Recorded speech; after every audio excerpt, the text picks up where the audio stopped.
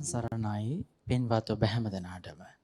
සදහැවත්නි, සසරෙහි කෙලෙස් බැම්මෙන් බැඳුණු සත්වයාට අවබෝධයම කියා දේ විරාගීව කෙලෙසුන් දුරු කරන්නට මේ සසරින් එතෙර වන්නට මඟ කියා දෙන ලෞතර ශ්‍රී සද්ධර්මය ඔබ වෙත sannivedanaya කරන බෞද්ධයා රූපවාහිනී නාලිකාව ආරම්භ කරන්නට යෙදුණු නවතම ධර්මදේශනා මාලාව සද්ධර්මං අති දුර්ලභං දේශනා මාලාවේ පස්වන දේශනාව අපි මෙලෙසින් ආරම්භ කරන්නට සූදානම්.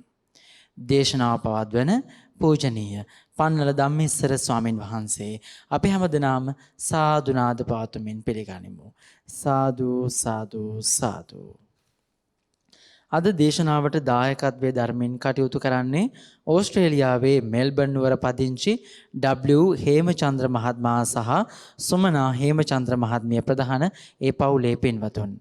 එහෙමනම් ස්වාමින් වහන්සේට අපි ගෞරවයෙන් ආරාධනා කරමු මේ උතුම් වූ දේශනා මාලාවේ පස්වන දේශනාව ආරම්භ කරන්න.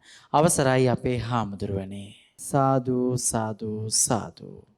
සමන්ත චක්කවාලේසු අත්‍රා ගච්ඡන්තු දේවතා සද්ධම්මං මුනි රාජස්ස සුනන්තු සග්ග මොක්ඛදං ධම්ම ශ්‍රවණ කාලෝ අයං බදන්තා ධම්ම ශ්‍රවණ කාලෝ අයං බදන්තා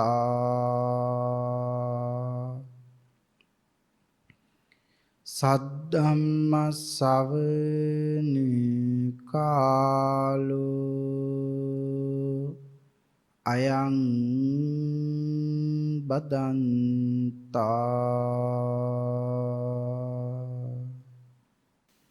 නමෝ තස්ස භගවතෝ අරහතෝ සබ්බ ධම්මේසු අප්පටිහත ඥානචාරස්ස දස බලධරස්ස චතු වේසා රජ්‍ය විසරදස්ස සබ්බ සත්තුත්තමස්ස ධම්මිස්ස රස්ස ධම්ම රාජස්ස ධම්මස්සාමිස්ස තථාගතස්ස සබ්බඤුනෝ සම්මා සම්බුද්දස්ස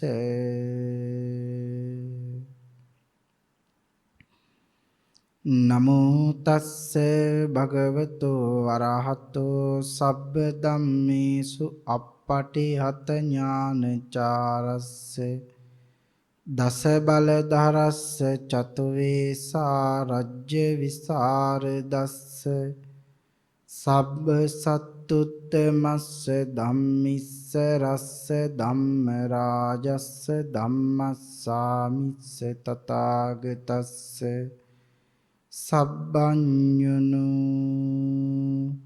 සම්මා සම්බුද්දස්ස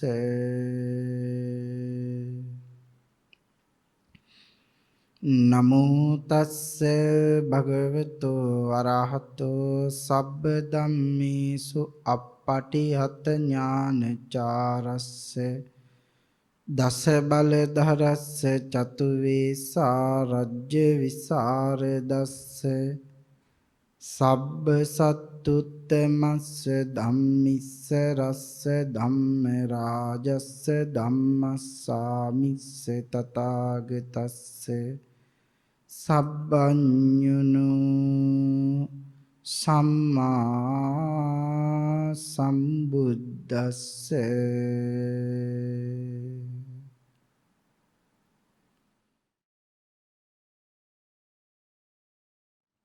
සද්ධර්ම ශ්‍රාවක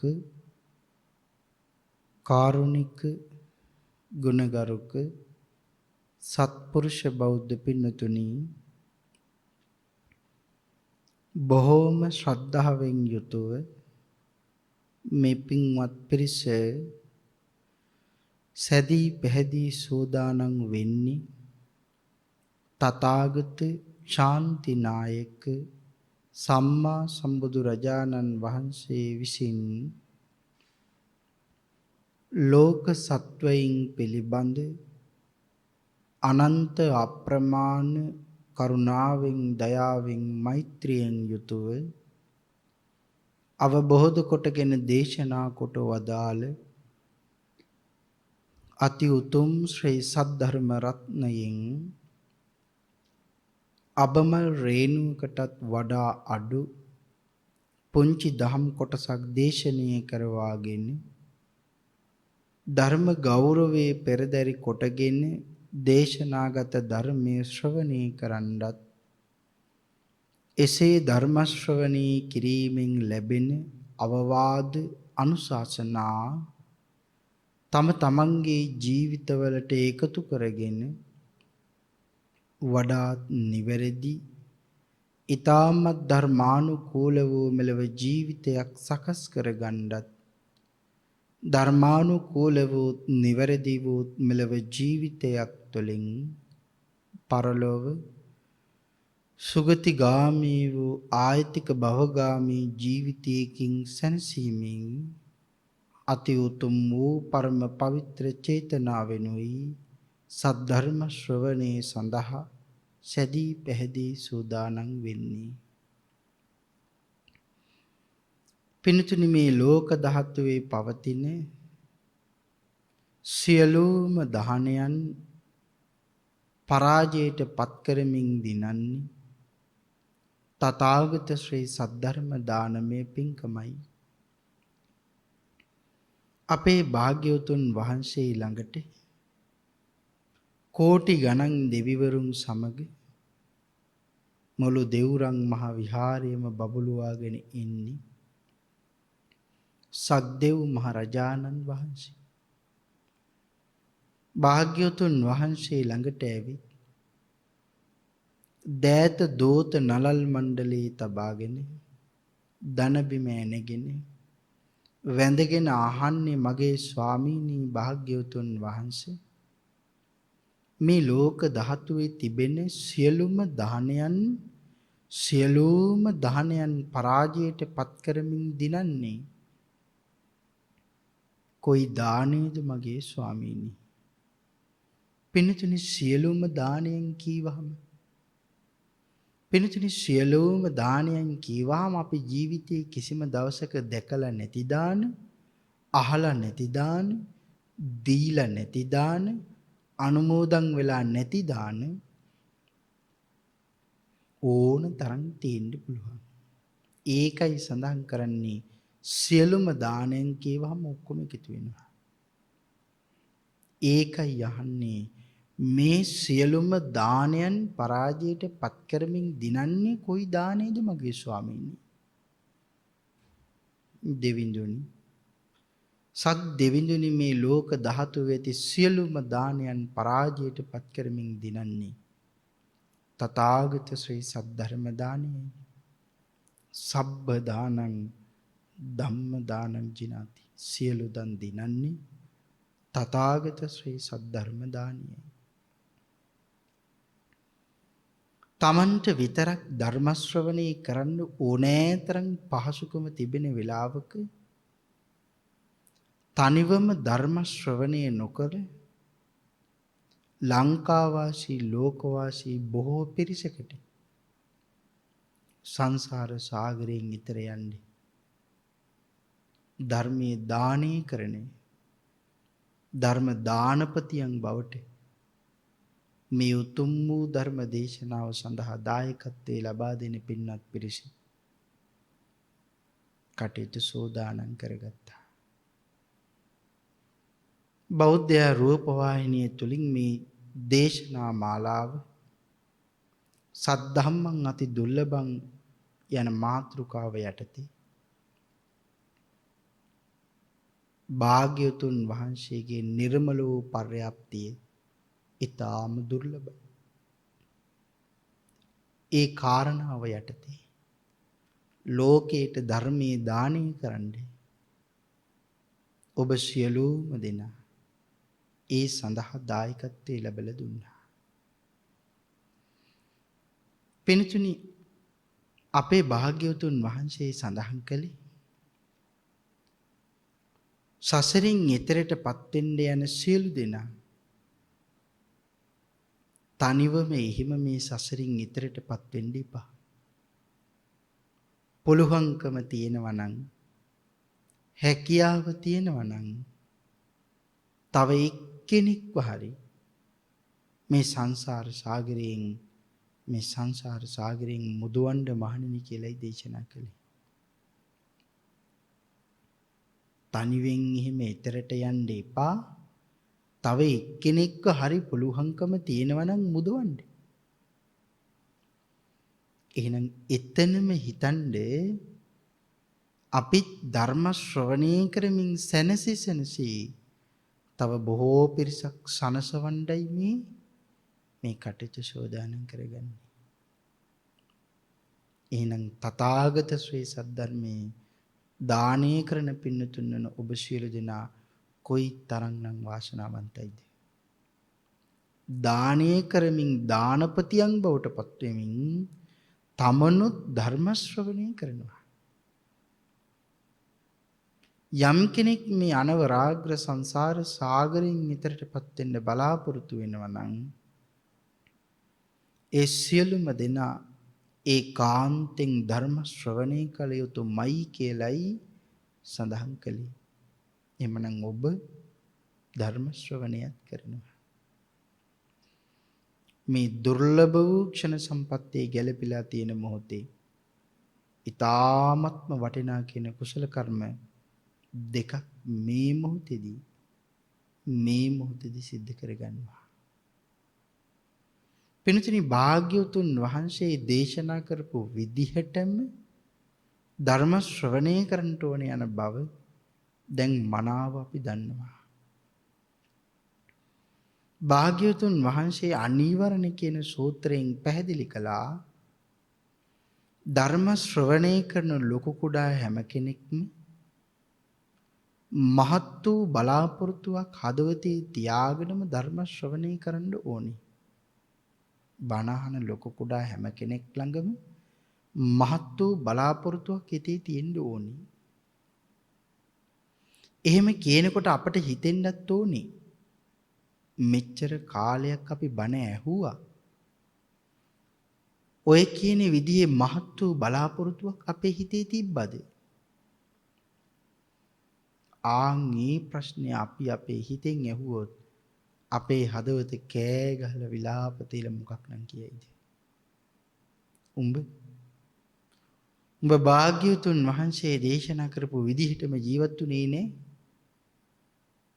ඒ වචනේ උඹ පිළිගත්තේ නේ? ආන් එහෙම අපේ හදවත අපට චෝදනා කරන්නත් පුළුවන්. මේ ශාසනීය අනුපූර්ව ප්‍රතිපදාවකින් යුක්තයි. පිළිවෙලින් පිළිවෙලටම යා යුතුයි. යා යුතු මග පනවලයි තියෙන්නේ. ඒ ක්‍රමය මේ දේශනා මාලාවෙම පළමු කොටස දේශනා කළා. එහෙමනම් බණ අහන්නත් ඕනේ භාග්‍යවතුන් වහන්සේ දේශනා කරපු විදිහට. මොකද්ද මේ මහත් වූ බලාපොරොත්තුව? මා මේ ශ්‍රවණය කරන සද්ධර්ම දේශනාව තුළින් මාගේ සිතේ පවතින පංච නීවරණ ධර්මයන් යටපත් වේවා. ඒ වෙනුවට සප්ත බෝධ්‍යංග ආදී ධර්මයන් වැඩි දියුණු වේවා. මේ අති ශ්‍රේෂ්ඨ සද්ධර්ම දේශනාව අතරතුරදීම මාහට අති උතුම් වූ මාර්ගයක් ඵලයක් අවබෝධ වේවා කියන ප්‍රාර්ථනාවෙන් යුක්තවම ධර්ම ශ්‍රවණය කරන්ට ඕන යන බව භාග්‍යවතුන් වහන්සේ සඳහන් කළා. එහෙමනම් පියාණන් වහන්සේ කියා දුන් විදිහටම ධර්ම ශ්‍රවණය කරමු. මේ උතුම් වූ සද්ධර්ම දානය, මේ උතුම් වූ සද්ධර්ම ශ්‍රවණය ඔබට මට ඊ타ම ඉක්මන් භවයක ඊ타මත්ම කෙටි කාලයකින් සුඛ සහගත ප්‍රතිපදාවෙන් ආර්ය ධර්මාවබෝධයෙන් සැනසීම දෙසාම පාරමී වේවා කියලා ප්‍රාර්ථනා කරගනිමු. පින්තුනි, අද සද්ධම්මං අති දුර්ලභං යන දේශනා මාලාවේ පස්වෙනි කොටස, එහෙම නැතිනම් පස්වෙනි දේශනාව සාකච්ඡා කරන්නයි මේ සූදානම් වෙන්නේ. අපි හතරවෙනි කොටසේ තුන්වෙනි කොටසේ සඳහන් කළ කාරණාව හතරවෙනි කොටසේදී ටිකක් ගැඹුරට සාකච්ඡා කළා. මොකද මේ කාරණාව අපි ටිකක් දැන ගැනීම හොඳයි කියලා හිතුන නිසා. මාස 7ක් පුරාවටම භාග්‍යවතුන් වහන්සේව ඇසුරු කරලා ඉගෙනගත්ත සියල්ලම බ්‍රහ්මාවේ බ්‍රාහ්මණතුමාට ගිහිල්ලා කියනවා. භාග්‍යවතුන් වහන්සේගේ කරුණාව නිසා භාග්‍යවතුන් වහන්සේගේ මහා පුරුෂ නිමිත්ත පිළිබඳවත් ඒ වගේම දිව පිළිබඳවත් සැකයක් ඉපදිලා තිබුණ උත්තර මානවකයට ඒ සැකයත් භාග්‍යවතුන් වහන්සේ නිසාම නැතුව ගියා. මාස 7ක් පුරාවටම භාග්‍යවතුන් වහන්සේ ඇසුරු කරමින් සියල්ල ඉගෙන ගත්තා. ඒ කාරණත් අපි එදා සාකච්ඡා කළා. ඒ වගේම භාග්‍යවතුන් වහන්සේගේ 이르දිය පිළිබඳව, 이르දි මතුන්ගේ 이르දිය පිළිබඳවත් බොහොම කෙටියෙන් කරුණු ටික අපි සාකච්ඡා කළා.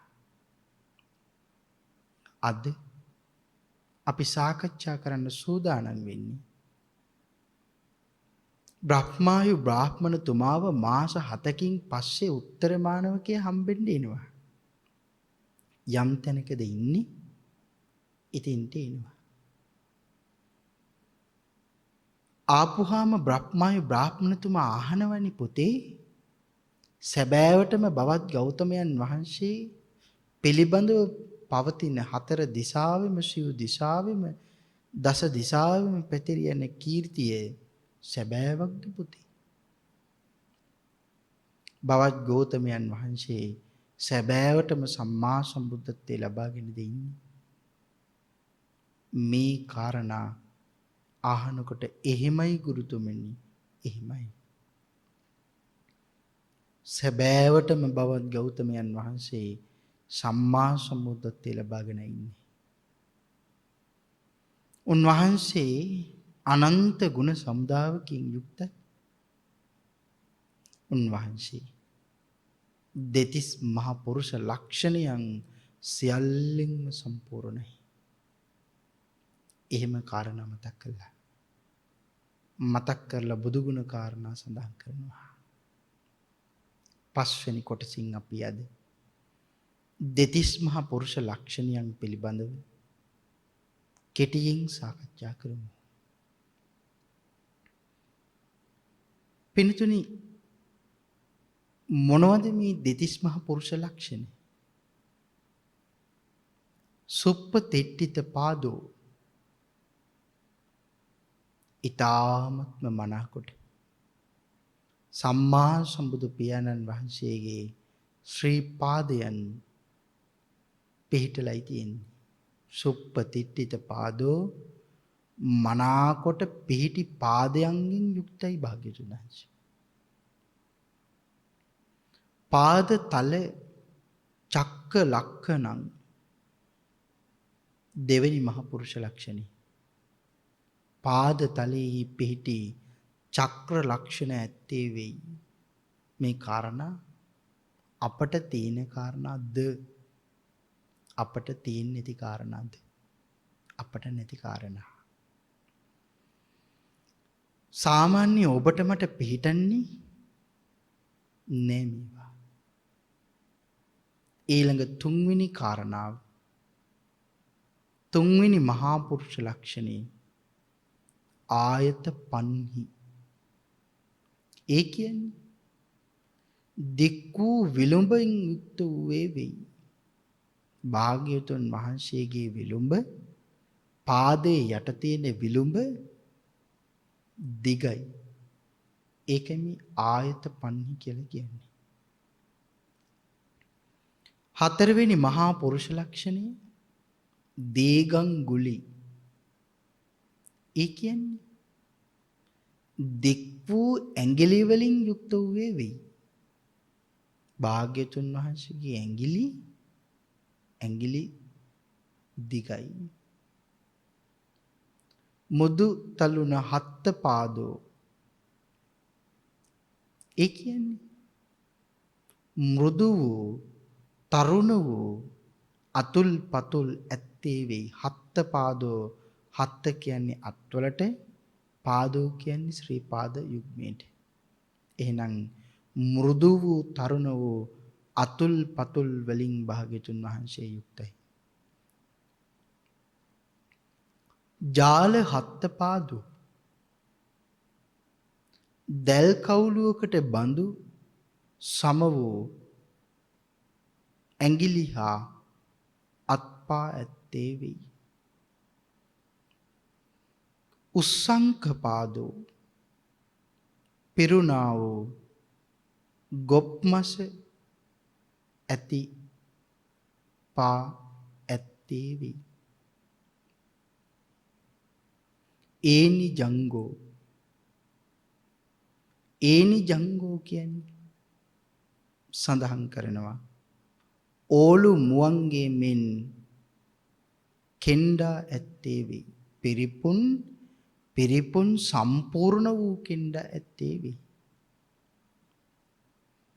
නවවෙනි මහ පුරුෂ ලක්ෂණය තිතකෝව අනෝන මත්තනෝ ඔබෝපි පානි තලෙහි ජන්නුකානි පරිමසති පරිමජ්ජති. තථාගත සම්මා සම්බුදු පියාණන් වහන්සේ හිටගෙනම නැමෙන්නේ නැතිව තථාගතයන් වහන්සේගේ ශ්‍රී හස්ත වලින් දෑත් වලින් දනහිස අත ගන්නටත් පුළුවන්, පරිමජ්ජති පරිමදින්නටත් පුළුවන්. සාමාන්‍ය ඔබ වගේ මං වගේ අයට හිටගෙන ඉන්නකොටම දනහිස අත ගන්නවත් පරිමදින්නවත් බෑ. නම් භාග්‍යවතුන් වහන්සේ හිටගෙන ඉන්නකොටම කොන්ද අඩවන් කරන්නේවත් නැතුව, කශේරුකාව මොහොතක්වත් නමන්නේ නැතිව මේ ධන මණ්ඩලයේ අත ගන්නත් පරිමසති පරිමජ්ජති. අත ගන්නට පිරිමදින්නටත් පුළුවන්. 10 වෙනි මහා පුරුෂ ලක්ෂණය කෝසෝහිත වත්තගුයිහෝ.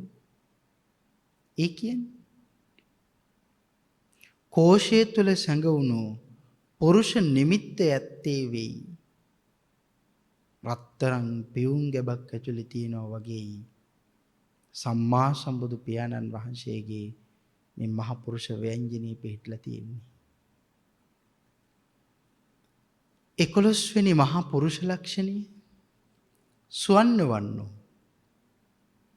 සම්මා සම්බුදු පියාණන් වහන්සේගේ ශ්‍රී දේහයම ස්වර්ණ පිණ්ඩයක් වගේ, පිරිසිදු රත්තරන් ගුලියක් වගේ රත්තරන් පාටයි.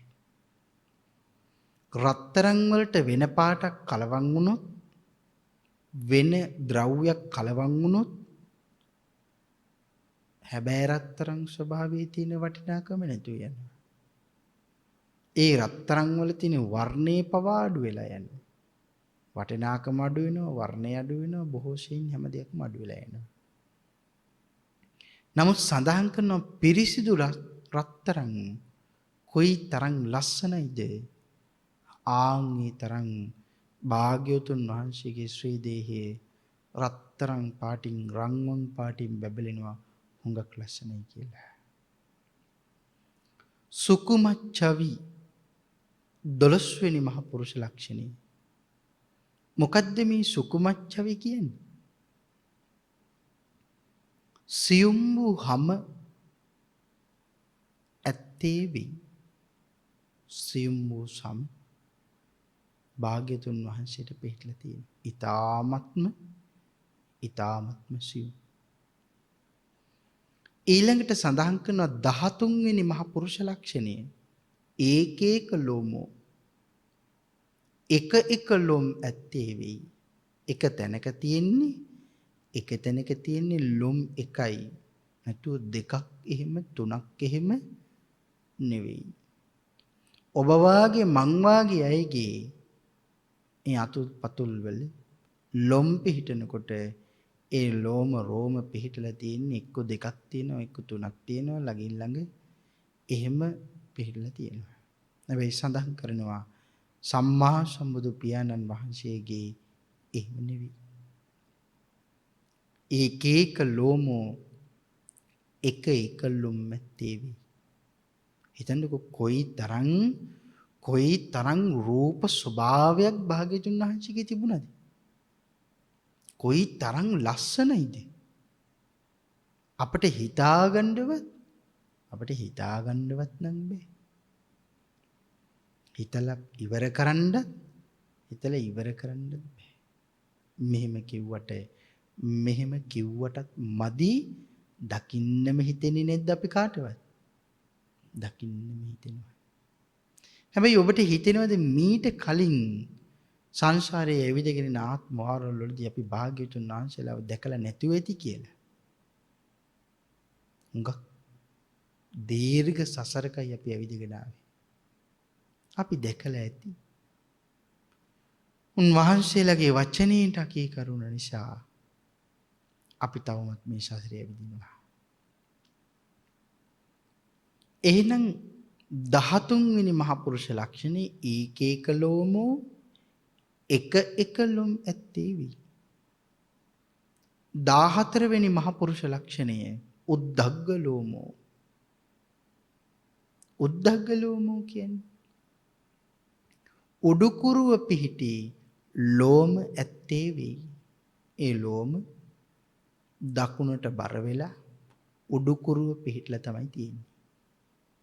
උද්ධග්ග ලෝමෝ කියන්නේ අන්න ඒකයි. අපේ ලෝම විවිධ විදිහට තියෙන්න පුළුවන්. විවිධ පැතිවලට නැමිලා තියෙන්න පුළුවන්. විවිධ තැන්වල තියෙන්න පුළුවන්. නමුත් භාග්‍යවතුන් වහන්සේගේ ශ්‍රී දේහේ මනාලෙස පිහිටලා දක්ෂිනාවර්තව නැවිලා උඩට උඩු බැලියතට උඩුකුරුවයි පිහිටලා තියෙන්නේ. ඊළඟ මහ පුරුෂ ලක්ෂණේ බ්‍රහ්මජු ගත්තෝ 15 වෙනි මහ පුරුෂ ලක්ෂණේ. කෙලින් පිහිටි සිරුරු ඇත්තේ වේ. ඍජු සිරුරක් තමයි භාග්‍යවතුන් වහන්සේට තියෙන්නේ. කොයිතරම් ඍජුයිද? මහා බ්‍රහ්මයෙකුගේ වගේ ඍජු සිරුරක් තමයි තියෙන්නේ. ඒ ඍජුකම කොයිතරම්ද? මහ පොදුම තේජාන්විත බවක් තමයි පේන්න තියෙන්නේ. කෙලින් තියෙන සිරුරු ඍජු සිරුරෙන් යුක්තයි. සත්තුස්සදෝ දෙපිටි පතුල් දෙවුර හිස කර යන මේ ස්ථාන සත මනාලෙස පිරිලයි තියෙන්නේ. ඇටකටු අස්ති නොපෙනෙන්න මනාලෙස පිරිලයි තියෙන්නේ. එතකොට හිතෙන්න පුළුවන් එහෙනම් භාග්‍යවතුන් වහන්සේගේ ශරීරය හුඟක් මහතයිද? නැමෙ මහතයි කියන එක එහෙම නෙමෙයි කියන්නේ. ඒ කාරණාවත් විග්‍රහ කරනවා මීට යට. උන්වහන්සේ මහතත් නැහැ කිට්ටුත් නැහැ කියන කාරණාව. සඳහන් කරනවා ඇටකටු නොපෙනෙන්න මනාකොට පිරිපුන් විදිහටයි පිටලා තියෙන්නේ. සීහ පුබ්බද්ද කායෝ සිංහේකුගේ සිරුරේ ඉදිරි පසමින් පරිපූර්ණ සිරුරක් ඇත්තේ වේ. සිංහයාගේ ශරීරයේ ඉස්සරහ කොටස සම්පූර්ණයි. හැබැයි පිටිපස්සේ කොටස සම්පූර්ණ නෑ. ඒ නිසයි මේ සඳහන් කරන්නේ. නමුත් භාග්‍යවතුන් වහන්සේගේ ඉදිරිපසත් යටිකයත් උඩුකයත් මුළු ශරීරයම අංග සම්පූර්ණයි. සිංහයෙකුගේ සිරුරේ ඉදිරිපසමින් මුළු ශරීරයම සම්පූර්ණ වෙලයි තියෙන්නේ. චිතංතරංසෝ පිට දෙපැත්තේ මැද හුඟක් දෙනෙකුගේ මැද තියෙන්නේ වලක්. පිට දෙපැත්තේ මැද හුඟක් දෙනෙකුගේ තියෙන්නේ වලක් නේ. හැබැයි සඳහන් කරනවා පිට දෙපැත්ත පිරීලා මැද වලක් ඔබ වගේ මං වගේ සාමාන්‍යයෙකුගේ පිහිටලා තිබ්බට සම්මා සම්බුදු පියාණන් වහන්සේගේ ශ්‍රී දේහයේ සමතලයි. ඒ කියන්නේ මැද වලක් පිහිටල නෑ. ඒ වල පිරීලා ඉතිරිලා ගිහිල්ලයි තියෙන්නේ. පිරීලායි තියෙන්නේ. ඒකයි සඳහන් කරන්නේ පිට දෙපැත්තේ මැද පිරුණේ වෙයි. චිතංතරංසු. ඊළඟ මහා පුරුෂ ලක්ෂණය නිග්‍රෝධ පරිමණ්ඩලෝ. මොකද මේ නිග්‍රෝධ පරිමණ්ඩලෝ කියන්නේ? සඳහන් කරනවා යම් පමණක් උසයිද ඒහා සමානවම මහතම ඇත. මහතම පිහිටලා තියෙනවා. මේ කාරණාව සඳහන් කරන්නේ උසට සරිලන මහතත් මහතට සරිලන උසත් පිහිටලා තියෙනවා කියන එක. දැන් අපිට පේනවනේ සමහර අය හුඟක් උසයි. හැබැයි කෙට්ටුයි. සමහර අය හුඟක් කෙට්ටුයි. හැබැයි හුඟක් මිටි. සමහර අය හුඟක් මහතයි හුඟක් උසයි. සමහර අය හුඟක් මහතයි හුඟක් මිටි. කෙනෙකුට හිතෙන්න පුළුවන් භාග්‍යවතුන් වහන්සේගේ ශ්‍රී දේහයත් ඒ වගේද කියලා. නිග්‍රෝධ පරිමණ්ඩලෝ කියන කාරණාවෙන් සඳහන් කරනවා මනාලෙස වැඩුණු නුග ගහක් වගේ ඊටාම ලස්සනයි කියලා. ඒ කියන්නේ යම් පමණක් උසයිද ඒහා සමානවම මහත පිහිටලා තියෙනවා. එහෙනම් මේ කියන්නේ උසට සරිලන මහතත් මහතට සරිලන උසත් මනාලෙස සම්පූර්ණ වෙලයි තියෙන්නේ.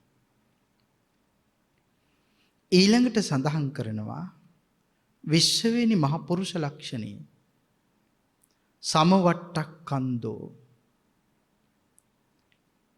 භාග්‍යවතුන් වහන්සේගේ ශරීරය කෙට්ටු කෙනෙකුගේ වගේත් නෙවෙයි. ශරීරේ කෘෂ වෙලා ගියපු කෙනෙකුගේ වගේ නෙවෙයි. හුඟක් මහත කෙනෙකුගේ වගේත් නෙවෙයි. තර වෙච්ච කෙනෙකුගේ වගේත් නෙවෙයි. එහෙනම් මේ කියන්නේ කෙට්ටුත් නෑ හුඟක් මහතත් නෑ. කොයි යතින් බැලුවත් උන්වහන්සේගේ ශ්‍රී දේහය සමමිතික ලෙස පිහිටලා තියෙන්නේ කියන කාරණාව සඳහන් කරනවා. කොයි යතින් බැලුවත් කොයි විදිහට ඉඳගෙන බැලුවත් භාග්‍යවතුන් වහන්සේගේ ශ්‍රී දේහය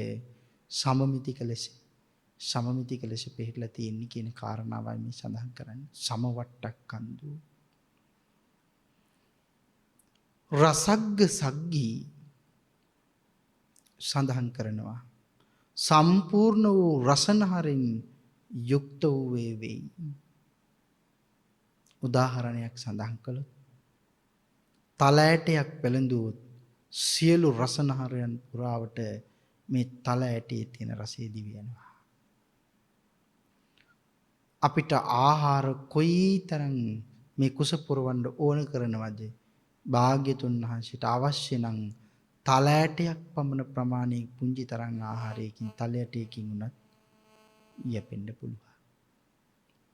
එහෙනම් රසග්ග සග්ගිහි කියලා ඒ මහ පුරුෂ ලක්ෂණය පිළිබඳව සඳහන් කරනවා. සීහ හනු භාග්‍යවතුන් වහන්සේගේ මේ ශ්‍රී මුඛ ධාතුව තුල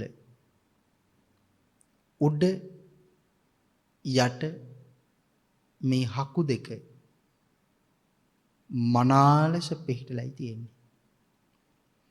කිසිම අඩුවක් පාඩුවක් නැතිව සම්පූර්ණ වෙලයි තියෙන්නේ. 23 වෙනි මහා පුරුෂ ලක්ෂණය චත්තාලීස දන්තෝ. දන්තෝ කියන්නේ දත් වලට. චත්තාලීස කියලා කියන්නේ 40ට. පාලි භාෂාවෙන් මුලින් සඳහන් කළා. පාලිය අමතක කරලා ඉගෙන ගන්න අපට බෑ. පාලිය අති විශේෂයි. පාලිය අපට තියෙන්න ඕනේ. පාලිය අපට ඊටම වැදගත්. මේ ලෝකේ හරියටම නිවැරදිව පාලිය උච්චාරණය කරන්න පුළුවන් යම් જાතියක් ඉන්නවා නම් මේ දේශනා මාලාවේ මුල සඳහන් කළා. එතනින් පළමුවෙනි තැන ඉන්නේ වාසනාවන්ත වෙච්ච අපි. පාලි භාෂාව සංස්කෘත භාෂාවත් පස්සේ කාලේ මිශ්‍ර වෙලා තමයි මේ සිංහල භාෂාව නිර්මාණය වුණේ. අද අපිට ඒක බොහොම හුඟක් දෙනෙකුට අමතක වෙලා තියෙන කාරණාව. නමුත් ඒ නිසාමයි මේ කාරණාව නැවත වතාවක් මතක් කළේ. යම් කෙනෙක් කියනවා නම් පාලි භාෂාව අපට නිවැරදිව කියවන්න උච්චාරණය කරන්න අමාරුයි. ඉගෙන ගන්න අමාරුයි. එහෙම කියනවා නම් මෙච්චර ලේසි වෙච්ච අපටවත් මේක හරියට උච්චාරණය කරන්න කියවන්න මනාලස දැනගන්න බැරි නම් මේ ලෝකේ ඉන්න අනිත් හැමෝටම අපට වඩා හුඟක් අමාරුයි. ඒක හොඳට මතක තියාගන්න. නිවැරදි පෙළ දහම ඉගෙන ගන්නකොට ඒකාන්තයෙන්ම පාලි භාෂාව තරයේම මතක තියාගන්න උත්සාහ කරන්න. පාලිය අත්‍යවශ්‍යමයි කියන කාරණාව. පාලිය අමතක කරලා කිසිම දවසක අපට පිටකේ ඉගෙන ගන්න පෙළ අට කතා ටීකා මේ කිසි දෙයක් ඉගෙන ගන්න අපට බෑ. පාලිය අත්‍යවශ්‍යම කරන කාරණාවක්. චත්තාලීස දන්තෝ කියන්නේ භාග්‍යවතුන් වහන්සේගේ ශ්‍රී මුඛ ධාතුව තුල දත් 40ක් පිහිටලා තියෙනවා. ඔබ වාගේ මං වාගේ සාමාන්‍ය අයගේ දත් 30 ගණන් වලින් තමයි නතර වෙන්නේ. හැබැයි සම්මා සම්බුදු පියාණන් වහන්සේගේ සුවඳ හමන ශ්‍රී මුඛ ධාතුව ඉවර කරපුවාම ඒ මුඛය තුල දන්ත මණ්ඩලයන් 20 40ක් පිහිටලා තියෙනවා කියලා සඳහන් කරනවා. උඩ දත් ඇන්දේ දත් 20යි. යටි දත් ඇන්දේ දත් 20යි. මෙහිම දත් පිහිටලා තියෙනවා කියන කාරණාව සඳහන් කරනවා. 24 වෙනි මහා පුරුෂ ලක්ෂණය සමදන්තෝ. දත් සමාන ලෙස පිහිටලයි තියෙන්නේ. එක දතක් උසයි, එක දතක් පාතයි. එහෙම නෑ.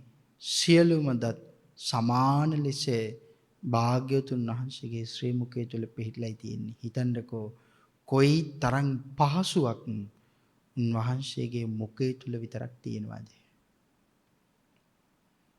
එහෙනම් දත් සමව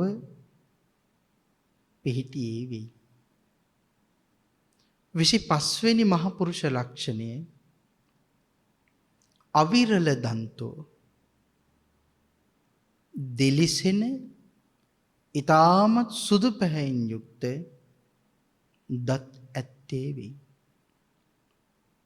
දෙලිසෙන ඊටමත්ම සුදු පාටින් යුක්ත වූ දත් තමයි භාග්‍යතුන් වහන්සේට පිළිලා තියෙන්නේ. සාමාන්‍යයෙන් අපේ දත් නම් කහ පාටට හුරු වෙනවා. බොල් පාටට හුරු වෙනවා. යම් දුෂ්කර පළාතක වතුර අපි බොනකොට ඒ වතුරවල තියෙන යම් රසායනික සංයුතින් නිසා අපේ දත්වල වෙනස් ඇති වෙලා හරියට කැත වෙනවා.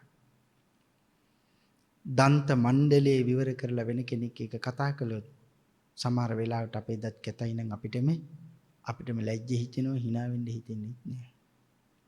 හැබැයි සඳහන් කරනවා සම්මා සම්බුදු පියාණන් වහන්සේගේ ශ්‍රී මුඛ ධාතුව තුල තිබෙන දත් හරියට මුතු වගේ පිරිසිදු වූ සුදුම සුදු පාටින් සුදු පාටින් බැබිලි තියෙනවා.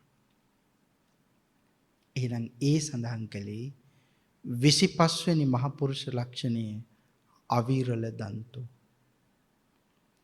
26 වෙනි මහා පුරුෂ ලක්ෂණය සුසුක්ඛ දාඨෝ. ඒ කියන්නේ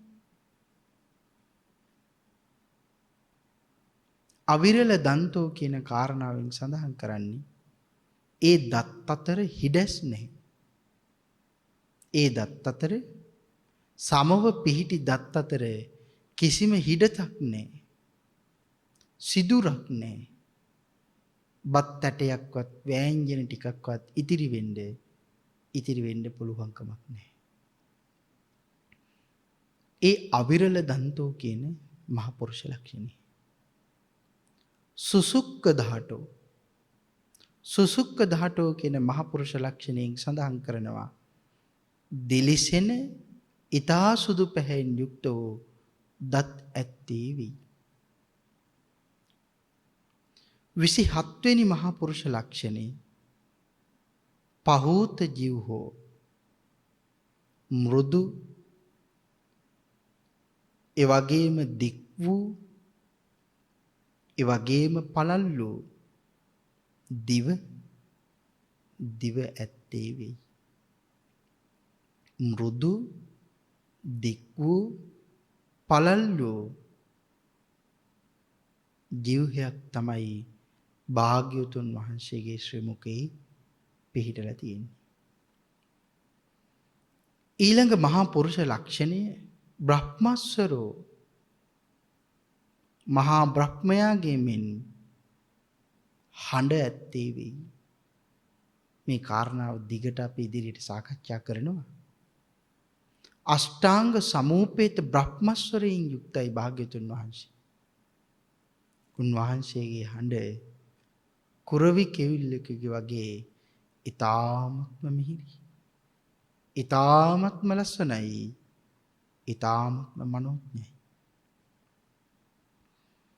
29 වෙනි මහ පුරුෂ ලක්ෂණය අබිනීල නෙත්තෝ.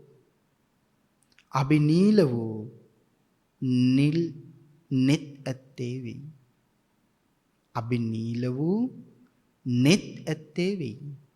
භාග්‍යවතුන් වහන්සේගේ නේත්‍රා මණ්ඩලයෙන් ඊ타ම පිරිපුන් ඊ타ම මනෝඥ වූ නිල්ම නිල් පැහැයෙන් යුක්ත වූ වේවි. නිල් මණිකක් වගේ කොයි තරම් ලස්සන නැද්ද? අපි පින්තුන් දැකලා ඇතිනේ නිල් මණික්. කොයි තරම් ලස්සනයිද? කොයි තරම් සුන්දරත්වයක් තියෙනවද? නිල් මණික එහෙම ලස්සනයි නම් භාග්‍යවතුන් වහන්සේගේ නේත්‍රා මණ්ඩලයේ කොයි තරම් ලස්සන වෙන්නේ ඇද්ද? ආන් එහෙම අපි කාරණා හිතන්න ඕනේ. 30 වෙනි මහා පුරුෂ ලක්ෂණය ගොප්ප කූමෝ. සඳහන් කරනවා එදිනම උපන් වසු පැටියෙකුගේ ඇස් වගේ තමයි ඇස් පිහිටලා තියෙන්නේ. ඊ타මත්ම ලස්සනයි. උන්වහන්සේගේ මුව මණ්ඩලයේ හැම මොහොතකම උදේට පිපිලා ගියපු නිල් මහ නිල් මලක් වගේ, උදේට පිපුණු නෙළුම් මලක් වගේ ඊ타ම ලස්සනයි කියන කාරණාව සඳහන් කරනවා. එහෙමනම් ඒ මහ පුරුෂ ලක්ෂණයෙන් සඳහන් කරනවා එදිනම උපන් වසු පැටියෙකුගේ ඇස් වගේ ඇස් පිහිටියේවි. ඊළඟ මහා පුරුෂ ලක්ෂණය උන්නා බමුක්කන්තරේ ජාතා. දකුණු අතට නැවී ගිය ඕර්ණ රෝම ධාතුව පිහිටියේ වෙයි. දකුණු අතට නැවී ගියපු ඌර්ණ රෝම ධාතුවේ රත්තරන් පාට නලල් මණ්ඩලයේ රිදී පාටින් දකුණට නැමිලා ගිහිල්ලා පුළුන් රොදක් වගේ ඊටාම ලස්සනට පිහිටලා තියෙනවා. 32 වෙනි මහ පුරුෂ ලක්ෂණය උන්හිස සීසෝ. ඒ කියන්නේ උන්හිස සීසෝ එක කනක හිඳලා ඊළඟ කන දක්වාම නලල් මණ්ඩලයේ මැද විශේෂ මාංශ රැල්ලකින් වැහිලායි තියෙන්නේ. එක කනක ඉඳලා ඊළඟ කන දක්වාම තියෙන මේ නලල් තලය විශේෂ මාංශ රැල්ලකින් පිරිපුන් වෙලයි තියෙන්නේ. විශේෂ මාංශ රැල්ලකින් අස්සන වෙලයි තියෙන්නේ. ඊ타මත්ම මනෝඥයි, ඊ타මත්ම ලස්සනයි. මෙන්න මේ කාරණාව දෙතිස් මහ පුරුෂ ලක්ෂණයන්. දෙතිස් මහ පුරුෂ ලක්ෂණයන් වශයෙන් කරුණු පැහැදිලි කළා. මේ කාරණා දෙතිස් මහ පුරුෂ ලක්ෂණයන් අපි මේ බොහොම කෙටියෙන් මේ සාකච්ඡා කළේ. නැවත වතාවක් දෙතිස් මහ පුරුෂ ලක්ෂණයන් අපි කෙටියෙන් සාකච්ඡා කරපු කාරණා ටික සාකච්ඡා කළ යුතු නිසා මීළඟ දේශනාවේදී මීළඟ කොටස සාකච්ඡා කරනකොට ටිකෙන් ටික අපි මේ මහ පුරුෂ ලක්ෂණ පිළිබඳව සාකච්ඡා කරන්න ඕනේ. මුලින්ම දෙතිස් මහ පුරුෂ ලක්ෂණයන් කියන්නේ මොකක්ද කියන කාරණාවයි මේ සඳහන් කළේ. ඉතින් බ්‍රහ්මායු බ්‍රාහ්මණතුමා ළඟට ගිහින් උත්තර මානවකයා සඳහන් කරනවා ගුරු පියාණෙනි, ගුරුතුමනි, උන්වහන්සේ දෙතිස් මහ පුරුෂ ලක්ෂණයන්ගෙන් විශේෂයෙන්ම යුක්තයි කියලා. භාග්‍යවතුන් වහන්සේගේ බුදු ගුණ පිළිබඳව වර්ණනාවක් සිද්ධ කරනවා. ඊ타මත්ම මනෝඥ ලෙස. ඊ타මත්ම වැදගත් කාරණාවක් මම මේ අහන්නේ. එහෙම සිතුවිල්ලෙන් යුක්තව භාග්‍යවතුන් වහන්සේ පිළිබඳව සඳහන් කරන මේ සියලු කාරණා උත්තර මානවක කියනකොට බ්‍රහ්මායි බ්‍රාහ්මණතුමා මහ පුදුමාකාර සතුටකින් අහගෙන ඉන්නවා. අදට මේ දේශනාව නිමාවටපත් කරන්න කාලය එළඹිලා තියෙන නිසා අදට අපි මේ දේශනා මාලාවේ අද කොටස අපි නිමාවටපත් කරමු. මීළඟ කොටස තුලින් දෙතිස් මහ පුරුෂ ලක්ෂණයන් ටිකෙන් ටික විග්‍රහ කරමින් අපි සාකච්ඡා කරමු. අද මේ උතුම් වූ සද්ධර්ම දේශනාවට දායකත්වයේ සපයන සියලු පින්වත් පිරිස මහත් වූ කුසල කර්මයක් ධර්මීය දානීය කරමින් සිද්ධ කළා. බුද්ධානුස්සතිය වඩන්නේ බුද්ධානුස්සතිය වඩන අයට පහසු වෙන්නේ මේ කාරණා ලෝකයට දානය කරන්න. ඔබ හැම දිනම කටයුතු සෝදානම් කළා. ඔබ සියලු දෙනාට මේ උතුම් වූ සද්ධර්ම දානිය සංසාර සාගරයෙන් එතර යන්න උපනිශ්‍රේ වේවා කියලා ආශිර්වාද කරනවා. මේ උතුම් වූ ධර්ම දේශනාවෙහි පින්වන්ත දායකත්වයේ ඕස්ට්‍රේලියාවේ මෙල්බන් නුවර පදිංචි W හේමචන්ද්‍ර පින්වත් මහත්මාණන් සහ සොමනා හේමචන්ද්‍ර පින්වත් මහත්මිය මෙවරද මේ උතුම් වූ ධර්ම දේශනාව සඳහා දායකත්වයේ සපයමින් මේ පින්වත් පිරිස විශේෂයෙන් බලාපොරොත්තු වෙන්නේ මීට වසරකට පෙර එනම් 2019 10 වෙනි මාසේ 7 වෙනි දින එංගලන්තයේදී පදිංචිව සිට අභාව ප්‍රාප්ත වන්නට යෙදුණි වෛද්‍යාචාර්ය සභානාදන් සහෝදරයාණන්ට පෙම්පැමිණවීමත් ඒ වගේම අප නමින් නැසී පරලෝ සැපත් දෙමව්පියන් සහෝදර සහෝදරියන් ඇතුළු ඥාති හිත මිත්‍රාදීන්ටත් සංසාර සාගරයෙන් එතර යන්නේ මේ සියලුම පින් අනුමෝදන් වේවා කියන මහත් වූ ප්‍රාර්ථනාවෙන් යුක්තව මේ කටයුතු සම්පාදනය කරගන්නට යෙදුණා. රැස් කළ එක්කල සියලු පින් සංසාරගත ඥාතීන්ට අනුමෝදන් වේවා කියලා ප්‍රාර්ථනා කරනවා. රත්නත්‍රි ආශිර්වාදේ ප්‍රාර්ථනා කරනවා. ඔක්තෝබර් මාස 25 වෙනි දින ජන්මදිනයේ සමරන W හේමචන්ද්‍ර පින්වත් පියාණන්ට රත්නත්‍රි අනන්ත ගුණ බලයෙන් නිදුක් නිරෝගී චිරජීවනයේ ආයුරාෝග්‍ය ආදී සම්පත්තිය උදාපත් වේවා කියලා ආශිර්වාද කරනවා. නොවැම්බර් මාස 23 වෙනි දින ජන්මදිනයේ යෙදෙන සුමනා හේමචන්ද්‍ර පින්වත් මෑණියන්ටද රත්නත්‍රි අනන්ත ගුණ බලයෙන් නිදුක් නිරෝගී චිරජීවනයේ උදාපත් වේවා. මෙලොවට පැමිණි කාරණා සම්පූර්ණ වේවා. සංසාරගාමී ජීවිතය සුවපත් කරගෙන සංසාර සාගරයෙන් ඈතර යන්නේ එම මහත්ම මහත්මීන් දෙපළටම මේ පින් පාරමිතාවක්ම වේවා කියලා ආශිර්වාද කරනවා. ඒ වගේම එංගලන්තයේ පදිංචි පියසීලී සභානාදන් සහෝදරියද ඇතුළු එම පවුලේ සෑම දිනාටම නිදුක් නිරෝගී චිරජීවනයේ රත්නත්‍රි ආශිර්වාදයෙන් උදාපත් වේවා කියලා ප්‍රාර්ථනාවන් සිද්ධ කරනවා. ඒ වගේම බෞද්ධ මාධ්‍ය ජාලයේ නිර්මාතෘවරු අවසරයි බෝධිසත්ව ගුණෝපේත දරණාගම කුසල ධම්ම මහා ස්වාමීන් වහන්සේටත් නාවිනී අරිය ධම්ම අවසරයි මහා ස්වාමීන් වහන්සේ ඇතුළු අපවත් වී වදාළ සංඝ පීතෘවරයන් වහන්සේලාටද මේ සියලු පින් අනුමෝදන් වේවා.